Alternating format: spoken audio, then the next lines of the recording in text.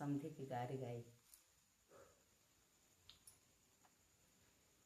पाँच पियाड़या मरहिया के लागे हो, पाँच पियाड़या मरहिया के लागे अरे ए ऊपर फूली है फूलवारी, हाँ सीताराम से भजो अरे ऊपर फूली है फूलवारी, हाँ सीताराम से भजो।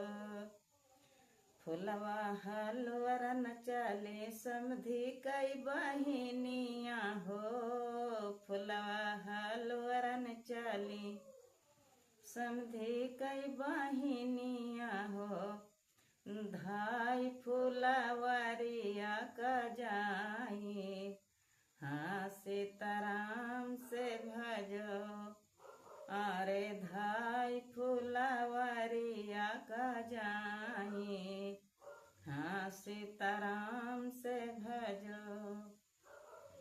एक फूला नोइया दोसरे फूला डेलिया हो, एक फूला नोइया दोसरे फूला डेलिया यार तीसरे उमा पराली उतानी, हाँ सीता राम से भजो यारे तीसरे उमा पराली उतानी, हाँ सीताराम से भजो। है केहू रसिया रसेना केरा भोगिया हो, है केहू रसिया रसेना केरा भोगिया यार देख ठाढ़ा मुतानी कैनारी, हाँ सीताराम से भजो अरे दिया खैछी नारियक नारी, हाँ सीताराम से भजो।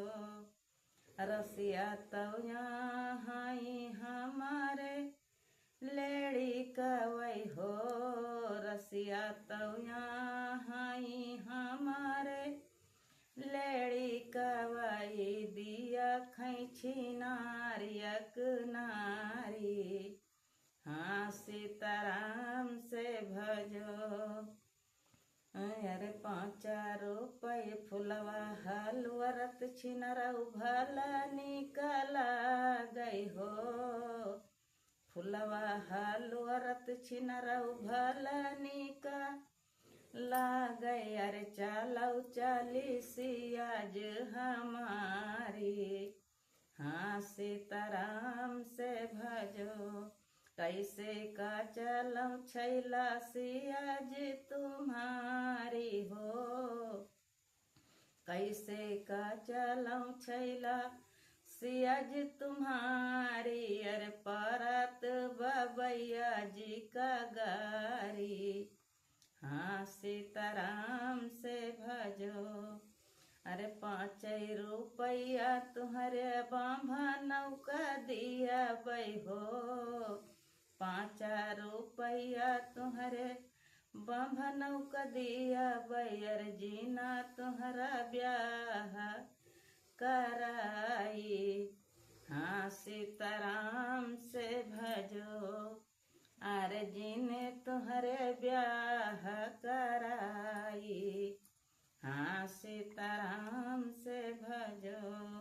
5 रुपया तुम्हारे नाउआ का दिया बई हो, 5 रुपया तुम्हारे नौआ का दिया बैर जीना तुम्हारे उपुटन लगाई, हाँ सीताराम से भजो अरे जीना तुम्हारे बुकावा लगाई, हाँ सीताराम से भजो। मुठे करेउड़ी तुम्हारे लेड़ी कनका दिया बई हो, मुठे करेउड़ी तुम्हारे लेड़ी कनका दिया बैर जी कही महतारी, हाँ